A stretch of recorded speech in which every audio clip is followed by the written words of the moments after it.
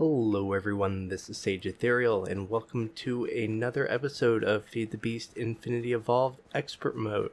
I want to thank you all for stopping by and hanging out with me again. Always great to have you here. Last episode was episode 17, if I remember correctly, and we started working on a bit of a better power source. We started setting up the water mill we have back here, and I said that in between episodes I would... Oops, a little bit of lag there. In between episodes I would finish getting this set up. It's not completely done, I haven't decorated or finished out the building yet, but if we come down here, we have our other two water wheels, all set up and generating power in what I believe to be the most optimized manner. So we have water source blocks that are pushing in the proper direction to spin this as fast as it can go. So each of these should be putting out a decent amount of RF. And the power just comes up here and ties in with this line. It is, of course, getting dark. Always happens right when I'm starting a video. And this still goes off to the workshop. Another thing we had been, I guess, starting on was trying to get a resonant machine frame. Well, it's been a while since the last recording, and with the help of the extra power gen, we happen to have one. You can see we're maybe a quarter of the way done on our next, so they do take quite a while. But we have big plans for this, and I have pretty much everything prepared here to get what we want. And the thing we're going to be building is the remote storage from RF Tools. This is an awesome block. I will go into it once we've built it. But to start with, we're going to need to make a machine frame. That is just a resonant machine frame from thermal expansion, surrounded by stone to get the RF Tools machine frame. We take that and add some ender pearls, some nether quartz, and a chest, and we get the remote storage block. Now what this does is we can actually put in a bunch of different things here, and it holds storage cards, basically storage modules. So we're going to want to fill out, if you look at the front, it's got 4 different icons here, so it can hold 4 different storage modules, so we're going to want to create 4. There are 3 different tiers. We've got tier 1, you can upgrade to tier 2. And finally, tier 3.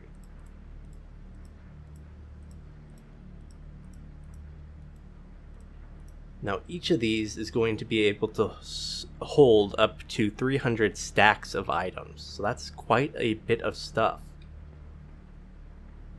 We're also going to want to get a storage module tablet and a remote storage module. So what we can do is there's a couple different blocks that can use these storage modules. The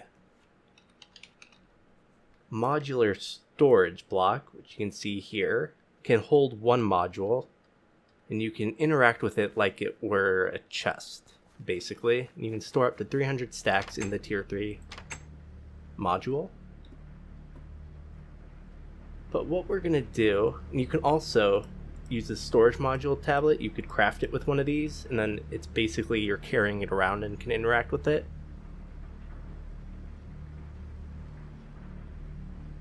But that is not what we want to be doing. We are going to place this down here temporarily. You can see it is filling up with power. We're going to add in all of these storage modules. We are going to turn on cross-dimensional access.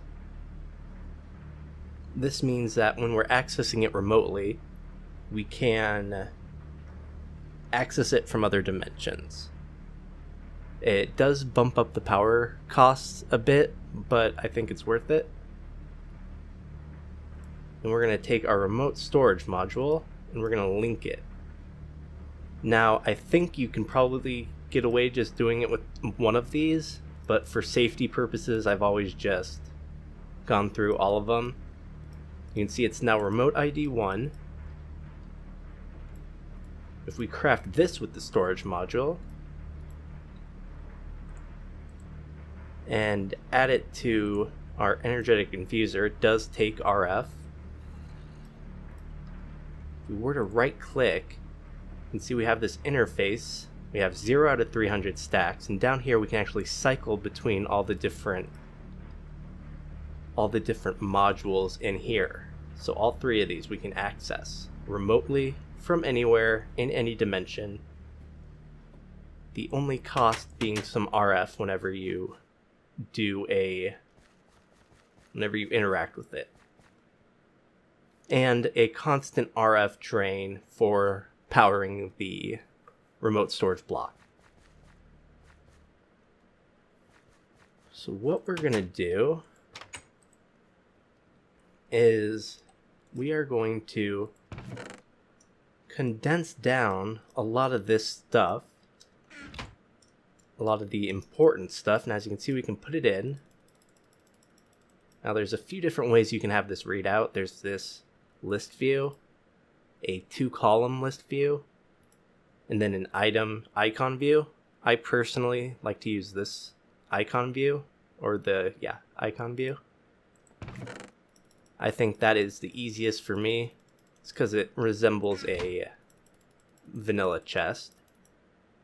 You can see we are up to 28 out of the 300 stacks. And all of our basic crafting materials are going to go in here.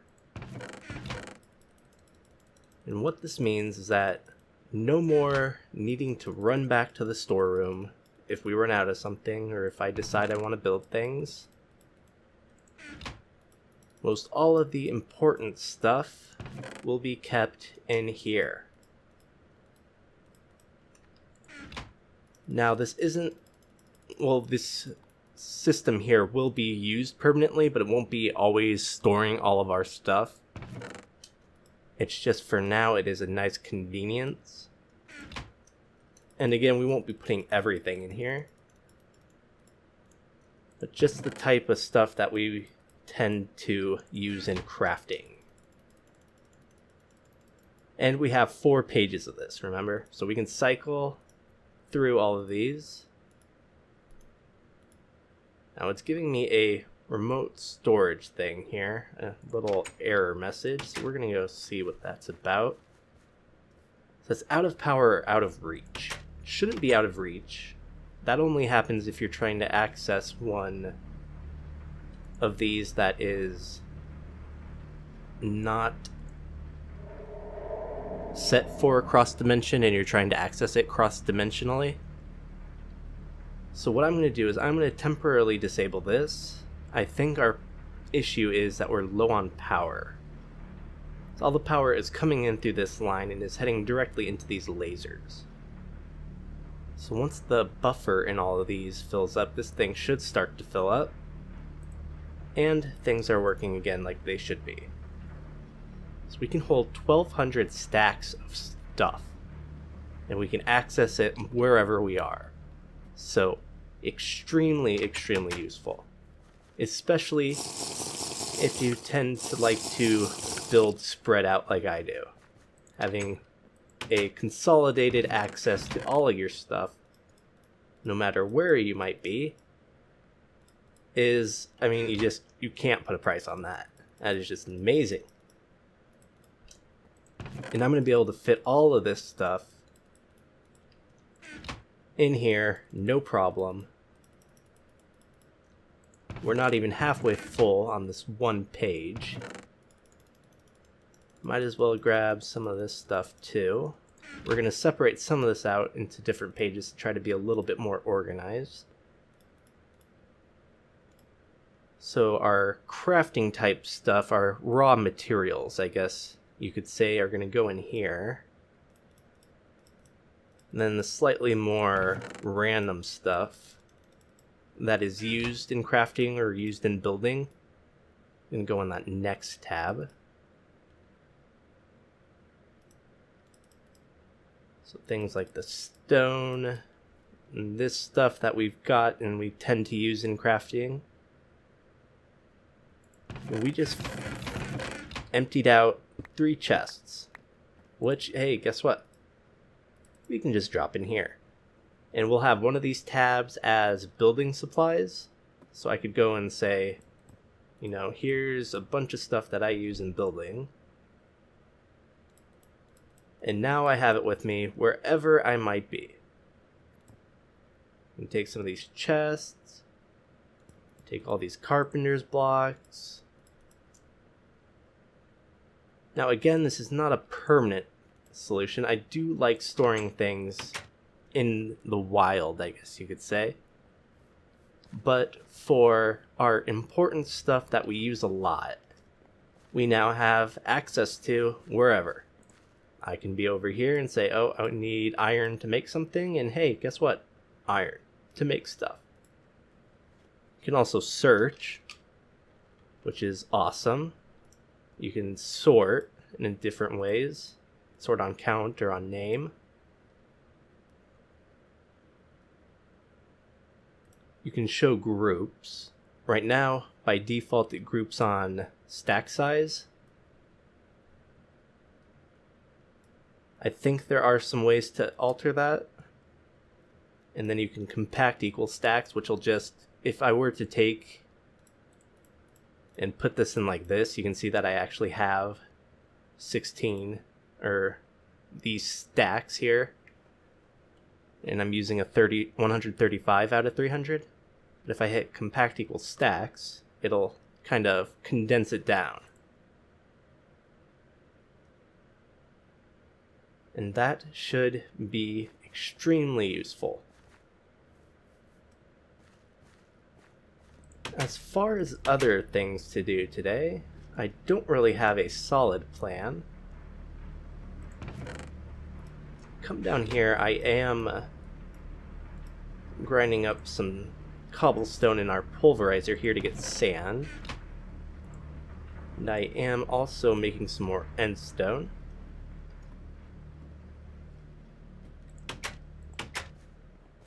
I think one of the things we're going to want to do is to sort of make this farm for ender pearls here a little more productive. The ender lilies are nice, but they are slow. They are extremely, extremely slow. We're actually going to take, oops, not do that. We're going to take all our ender pearls and put them in here. Again, they are a common crafting material. So the ender lilies take forever to grow. They're always going to take quite long to grow, but there are ways to speed them up.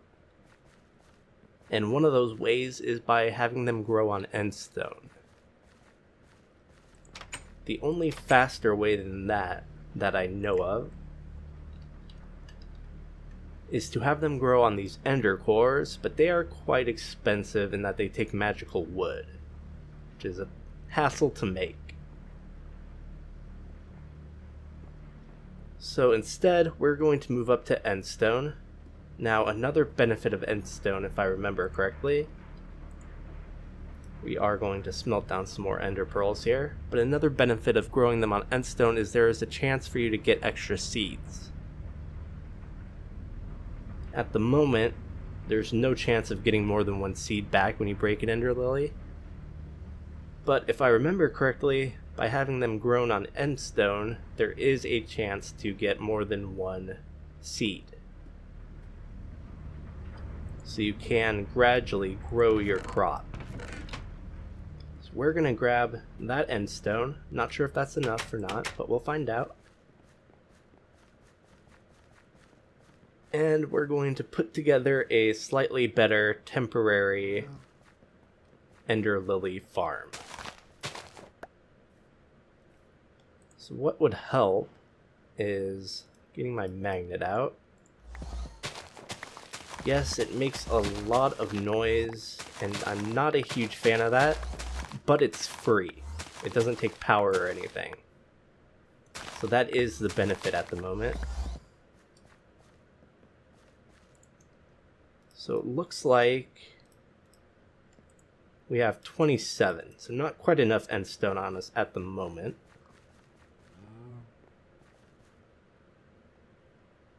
But what we're going to do is, just for now, come down here somewhere. Possibly even right here could work. We're going to grab out our excavator. And, oh, wasn't expecting that. But we can manage. So that's 9. So this should be all the space we need for all of our ender lilies. We're going to quickly run back and grab a few more pieces of end stone, which should now be ready. This is the only thing that the storage module can't help us with at the moment, is when we have things sitting in machines. In that case, we have to make the long trek back manually.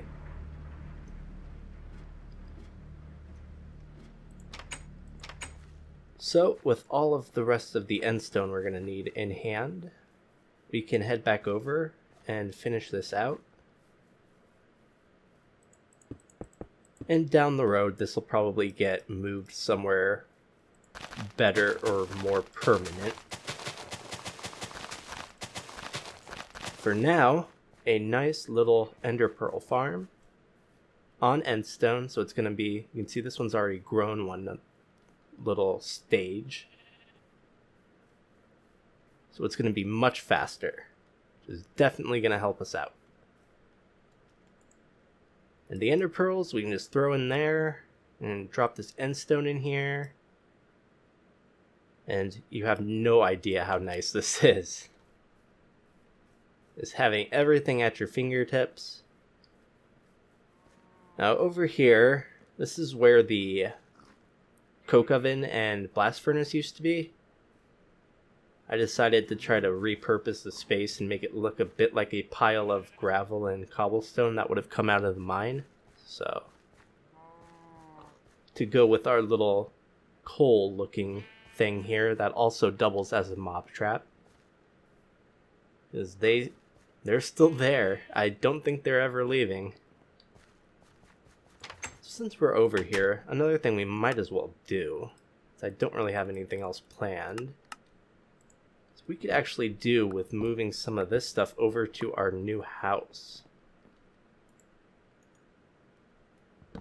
That's going to spill and make a mess. That's going to spill and make a mess.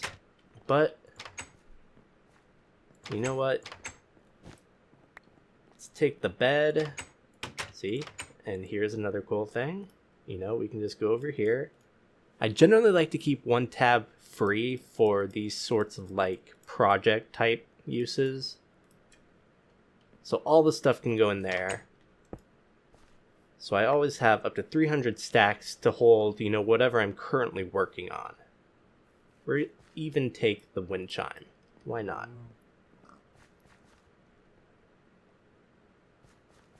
And we're going to run over and drop the stuff off at the new house. Yeah, you can see some of these are already growing, which is great.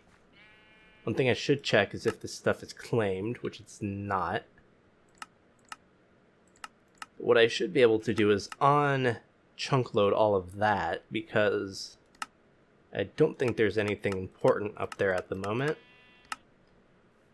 And we will chunk load that area instead. You may have noticed that brewing stand that was used to make the swiftness potions that I needed to add speed to these dark leggings. I also finished out this bridge here. Since we're here, we're just going to cycle the bees that we come across. Won't be doing anything really with them today, so don't worry about that. But since we're here, I can show you what progress has been made. Namely, we have noble bees, we have diligent bees, and we have cultivated. And I got all of those accidentally. Truthfully, it was basically accidental. If you'll remember back to when I started this, I just put in some of the queens that I had stolen from the various villages. And just through breeding those up, trying to just get extra drones, I actually ended up with a noble, a diligent, and a cultivated. Wasn't even trying. So that was nice. That's gonna have to go. That can go there for now. I've also been slightly farming up the flowers that are generated, because bees will generate flowers in the neighboring area when they're working. So you can see all these here. Started from this one dandelion, and there's quite a variety of flowers around here now. So occasionally I go through and break those and just collect them. It's the only way I know of to get some of those in terms of, producing them. Oops, dropped my juicer on the ground. It's never good. So I'm thinking up here somewhere we will locate some of this stuff, like our jukebox and our crate full of records. Not what I meant. Now, I used to remember there being it was like a record shelf, and it would display the records that you had. Sort of like the Bibliocraft bookshelves and things. I thought it was from Bibliocraft, but I can't find it. So I'm thinking that it must be another mod that I'm thinking of that's not in this pack. If you happen to know what it is, do let me know. It'd be interesting to figure out what I'm thinking of, because I can't place it. And it definitely isn't in here.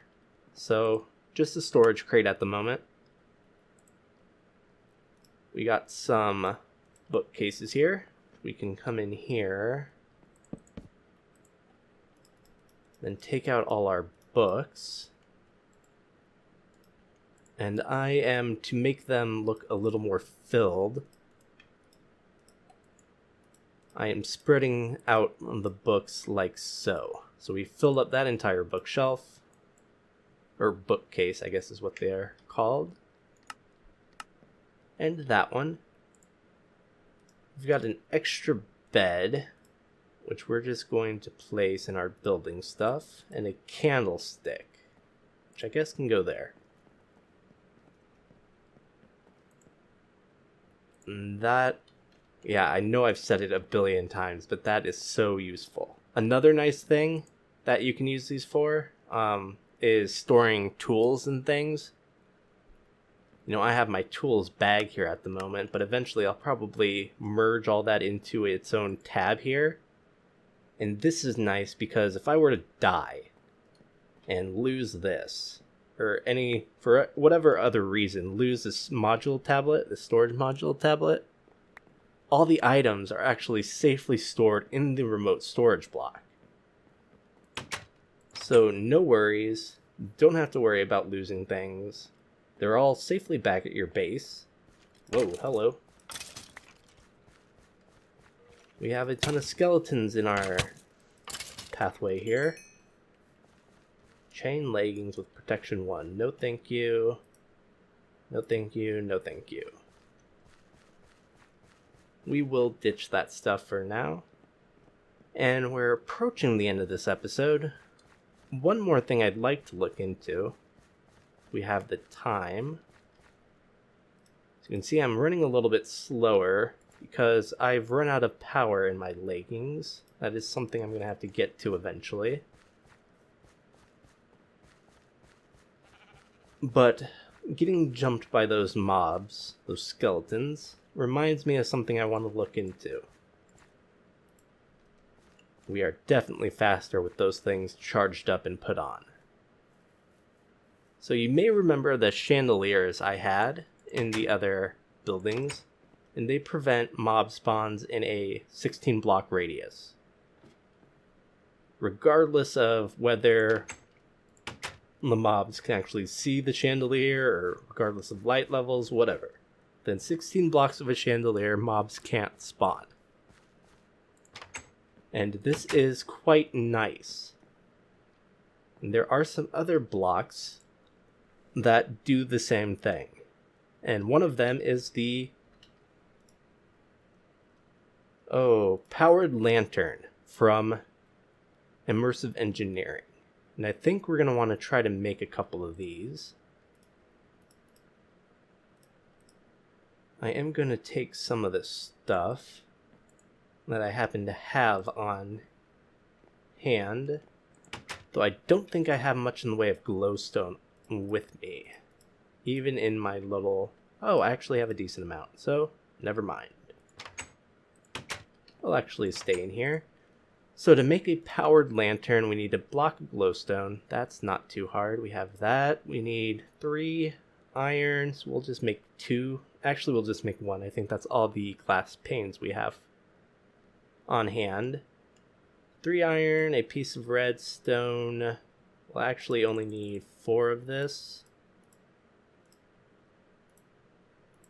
Then I think it was 4 glass panes. It was something along these lines. Turn this into a block of glowstone first. And we have some powered lanterns. Now these are from Immersive Engineering, and they do require, as the name implies, power. But what these do is, when powered, they prevent mob spawns in a 32 block radius. So when this thing's turned on, no baddies can spawn within 32 blocks of that light. So the plan is, eventually, to start having these light our pathways. And that way, nothing bad is going to be able to get near us, because nothing bad is going to be able to spawn too near to our roads. And as far as hooking these up, I'm not sure if you can wire directly to them or not. That is MV wire. But hey, I happen to need some other wire, and I think that shouldn't be too hard. The only question is that I still have a lot of stuff in these various bags here that I need to merge into my main storage system now. So things like the treated wood can go in here now. But with a couple of these, I can just cycle through, grab some copper. And here's another trick that I'm not sure I've ever done on camera. But in this pack, if you hit C, that's at least the key binding for me. This is from the Translocators mod, but it puts this little grid on the ground. This is extremely beneficial, especially early game. I actually use it quite a lot. I'm not sure, like I said, if I've ever done it on camera, but it's basically a crafting table. And we can put stuff in it, like so, and then we hit C again, and it crafts. So you don't actually have to get, this is free. It just works. So even like first day of the game, that will work just fine. You don't even have to get 3 or 4 pieces of wood to build a crafting table. Okay, so you can connect directly from these. So instead of having these connectors, that may be an approach. You come out from here too? Yeah, looks like it. Cool. So we could actually replace these connectors with these powered lanterns if we wanted to. Oh, not what I wanted. But I think I kind of like the look of this. So probably something along these lines is what we're going to end up with. And again, they do put off light, but no baddies can spawn within 32 blocks of this point anymore. So if I were to come over here, if you didn't know, these posts actually act like ladders. So I can actually just do that, climb up, connect, ta-da! We have some more light, and we have more area covered where mobs can't spawn without having to spam torches everywhere. Which is always nice in my opinion. So as we continue building and developing our little settlement, you'll probably start seeing this sort of system popping up a lot more, as I'll probably start carrying power, probably along the path here into there, and then it'll probably come along this path and maybe bring power into there, and so on and so forth. So you're going to see power lines pretty much everywhere. It's going to be our main source of power transmission, at least for the moment. I think the next main system that we'll end up using is probably going to be tesseracts, or some other form of, wireless transfer of power, but that doesn't come until later down the road. But that is going to be it for this episode. I think we've got a decent amount done. Importantly, we have the storage module tablet and everything's set up. Now you can see we're down to 16,300 RF, so it does take power. It does hold up to 20,000 RF. And if I'm not mistaken, each time you open it costs 100 RF. Yep, that's what it looks like. I'm not sure, does cycling take RF? It doesn't look like it. And it doesn't look like actually adding or removing things from the storage takes RF either, so it's just when you open it. So feel free to do as much as you want once you're in here, but just note that it takes 100 RF to open it. But that is definitely not a big deal, especially with our capacitor in a box. We should be able to activate that, and that already charged back up. But like I said, that is the end of this episode. In between episodes, I may be doing a little more building or something. I'll probably kick this back on, try to get a couple more of these. I have enough materials in here to build 5, but we don't really need 5 offhand, so we'll see about that. I'd like to get at least one more because I'd like to get a QED from Extra Utilities, and that does require a resonant machine frame. But aside from that, aside from some building and just regular tending to things and babysitting all the various bees I have kind of scattered around here, I don't think I'm going to be doing too much. But I want to thank you all for stopping by and hanging out with me. It is always great to have you here. If you happen to have any questions or comments or feedback or just want to chat, feel free to take advantage of that comment section below. Definitely love to hear from ya. But I think that's pretty much it for now. Thanks again for stopping by. Take care and have a great day.